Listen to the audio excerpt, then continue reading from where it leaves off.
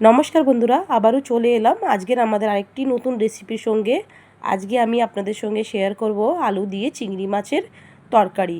খুবই সহজ এই রান্নাটা, আপনারা সকলেই করেছেন। আমি যেভাবে এই রান্নাটা করি চলুন আপনাদের সঙ্গে শেয়ার করি। প্রথমেই আলুগুলো একটু কেটে নিয়েছি টুকরো করে। এখানে নিয়ে নিয়েছি আমি একটা বড় সাইজের পেঁয়াজ, একটু আদা, রসুন, টমেটো আর একটি কাঁচা লঙ্কা। আমাদের একটা পেস্ট তৈরি করে নিতে হবে, সেই জন্য আমি একটা নিয়েছি মিক্সার জার। মিক্সার জারের মধ্যে আমি দিয়ে দিচ্ছি কোয়া রসুন, একটু আদা, একটি কাঁচা লঙ্কা আর নিয়ে নিচ্ছি আমি একটি টমেটো। আর নিয়ে নেবো আমি আরও লাগছে আমাদের সামান্য একটুখানি পেঁয়াজ। এবার সমস্ত মশলার আমি একটা ফাইন পেস্ট তৈরি করে নেব। এবার আমি কড়া বসিয়ে দিচ্ছি। প্রথমে কড়ার মধ্যে আমি দিয়ে দেবো সরষের তেল। তেলটা খুব ভালো করে গরম করে নিতে হবে। তারপরে আমি দিয়ে দেবো ডুমো ডুমো করে কেটে রাখা আলু। এখানে আমি দুটো বড় সাইজের আলু নিয়েছি। আলুগুলোকে খোসা ছাড়িয়ে এরকম দেখুন ডুমো করে কেটে নিয়েছিলাম। এবার আমি এই আলুটাকে খুব সুন্দর করে একটু গোল্ডেন কালার আসা অবধি ভালো করে ভেজে নেব। দেখুন ভাজা কিন্তু আমাদের হয়ে গেছে, ব্রাউন কালার এসে গেছে আলুর মধ্যে। এবার আমি আলুগুলোকে তুলে নিচ্ছি।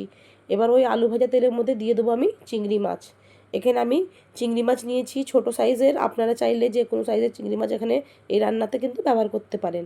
এবার চিংড়ি মাছটাকে আমি একটু হালকা করে ভেজে নেব। চিংড়ি মাছ একটু শর্টের মতন করে নেবো আমি, ব্যাস। চিংড়ি মাছগুলো আমি এতটাই ভাজবো। এবার আমি চিংড়ি মাছগুলোকে একটা প্লেটের মধ্যে তুলে নিচ্ছি। এই দেখুন আমি একদম হালকা করেই কিন্তু চিংড়ি মাছগুলোকে ভেজেছি। সমস্ত চিংড়ি মাছ ভাজার পরে কড়ার মধ্যে যেই তেলটা থাকবে, চিংড়ি মাছ ভাজার তেলটা, সেই তেলের মধ্যে দিয়ে দিচ্ছি আমি একটা তেজপাতা আর দিয়ে দেবো আমি হাফ টেবিল চামচ কালো জিরে ফোড়নে। ফোড়নটাতে যেমন খুব সুন্দর ভালোভাবে একটা গন্ধ আসবে, খুব সুন্দর একটা গন্ধ আসতে লাগবে দেখবেন। সেই সময় আমি একটা পেঁয়াজ কুচিয়ে রেখেছিলাম মিডিয়াম সাইজের, পেঁয়াজগুলোকেও দিয়ে দেবো।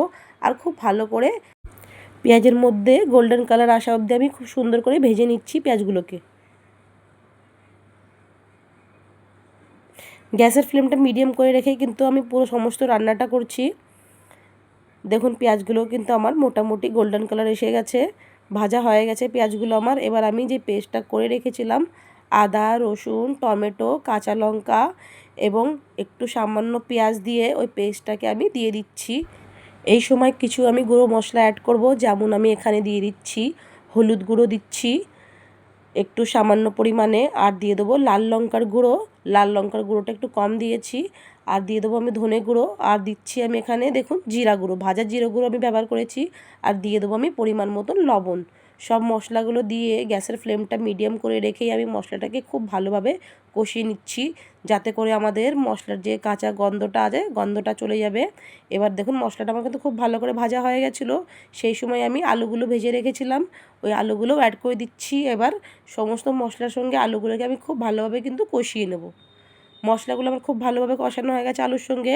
আর এতে করে আমাদের আলুগুলোও কিন্তু মোটামুটি 60% সেদ্ধ হয়ে গেছে। এবার আমি এই সময় চিংড়ি মাছগুলোও কিন্তু অ্যাড করে দিচ্ছি। একটু ভালো করে নাড়াচাড়া করার পরে আমি এবার জল অ্যাড করে দেবো। জলের পরিমাণটা আপনারা যে যেমন খাবে সেই হিসাবেই কিন্তু দিয়ে দেবেন। তবে এই রান্নাতে কিন্তু একটু মাখো মাখো ঝোলটাই ভালো লাগে, সেই জন্য আমি এই রান্নাতে কিন্তু মাখো মাখো ঝোলটাই রাখবো। জল দিয়ে দিয়েছি। এবার আমি কিছুক্ষণ এটা ঢাকা দিয়ে রেখে দেবো, তাতে করে আমাদের সমস্ত আলুগুলো কিন্তু সেদ্ধ হয়ে যাবে খুব ভালোভাবে। গ্যাসের ফ্লেমটা মিডিয়াম টু লো করে আমি 3 থেকে 4 মিনিট এইভাবেই কিন্তু ঢাকা দিয়ে রেখে দিয়েছিলাম।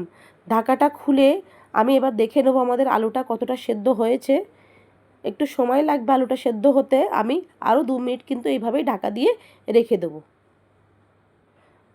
আরও 2 মিনিট পর এবার ঢাকা খুলে আমি দেখে নিচ্ছি। এই দেখুন আলুগুলো আমাদের কিন্তু মনে হচ্ছে মোটামুটি সেদ্ধ হয়ে গেছে। আর আমি এই ঝোলটা এতটাই রাখবো, এতে কিন্তু মাখো মাখো ঝোলটাই বেশ ভালো লাগে। এবার দিয়ে দেবো আমি একটু সামান্য গরম মশলা গুঁড়ো। আমার এই রেসিপি যদি আপনাদের ভালো লেগে থাকে তাহলে আমার চ্যানেলটিকে লাইক করবেন, শেয়ার করবেন, সাবস্ক্রাইব করবেন। অবশ্যই কমেন্ট করে জানাবেন আমার এই রেসিপিটি কেমন লেগেছে। এবারের মতন আসি, আবার আসবো আরেকটি নতুন রেসিপির সঙ্গে।